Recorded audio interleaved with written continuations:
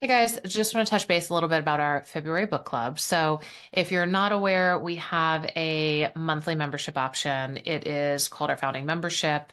And for a small cost per month, you get access to our broader community, the resourcing content that we put out specifically for this population.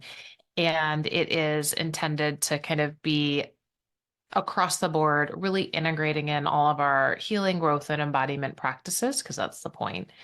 And with that, our members get 20% off um, everything. So, whether you're looking to do one-on-one coaching or some of the broader group programs, the courses, workshops, what have you, the founding membership is a way to get kind of introductory content to everything, weekly updates. We provide intentions. We do our tarot with growth on a weekly basis, all the good stuff. And it's in there. If you are a member, that 20% will very quickly pay for itself or pay for the cost of the membership.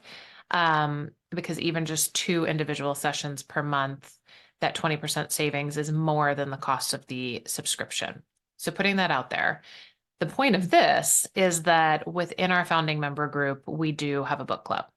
And it is intended to be in alignment with kind of like seasonally what we're doing, some just like general brushstrokes of like the themes that we're bringing to the surface. Obviously, everybody is in their own journey at their own pace, and it may or may not 100% align, but it's pretty foundational.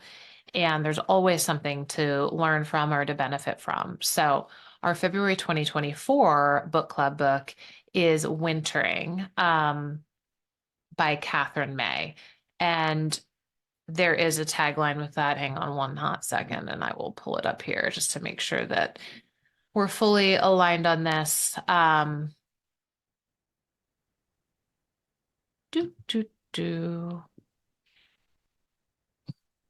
Wintering, the power of rest and retreat in difficult times. And so this book really is kind of her experience and thoughts around going through some of the darkest, most difficult times in her life and just really embracing the need to like rest and recharge. And it's not always about pushing through. It's not always about doing. It's not about accomplishing more. These are just, foundational concepts that we are really trying to like latch onto and ground in everything that we do when we're talking about embodiment and overall health.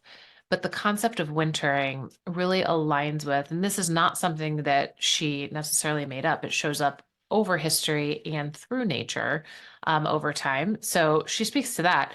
She's sharing her personal experience with this concept of following the rhythms of nature. There's hibernation and kind of seasons to recharge and to rest. And then there are like foraging seasons, there's, harvest. When you really think about it, it makes complete sense. And that's why animals operate in the way that they do, and nature and plants and everything. We have just chosen different paths for ourselves and created different standards and expectations and kind of layered on over time, increased urgency, increased ideas of what productivity and value and worth align to. So, we're going to read her experience, talk a lot about just how to create these seasons for ourselves that are compassionate when we need to rest and recharge. And that's not saying that it's necessarily winter for everybody. For me, it is certainly my season of hibernation. I like to, from kind of the end of October through, I want to say March to April. That seems generous. It is a lot about like wrapping things up, kind of processing from the previous season. Then I move through December and January in a real hibernation state.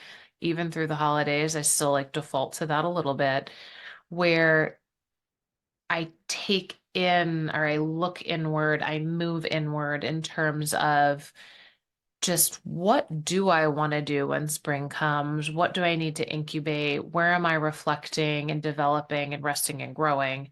And then kind of plan that action through the beginning of spring. And then I just know in my body that the first day that it's 70 degrees and sunny, I'm going to want to be outside doing. And I love when I've already prepared myself and my environment routines to support me being able to do that because I don't have things lingering and I have rested enough that I'm able to have the energy and can kind of start that next season of growth.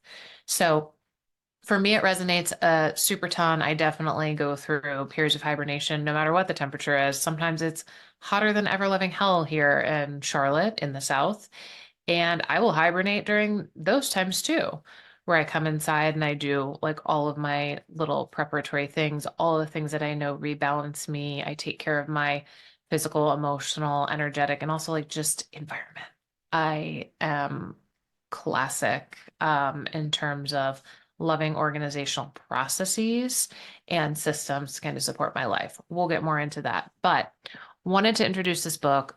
Hope that you guys are excited. I'm pretty pumped about it. It's like just great fodder for dialogue and for healing and for contemplating all of the things that we do and the ways that, like, tiny, even incremental, not hugely significant, not expensive, not difficult ways that we can support ourselves through every season that we have to make sure that when we are ready for growth, we are truly ready to take those steps forward and we can do it confidently and within our own power. So that's it.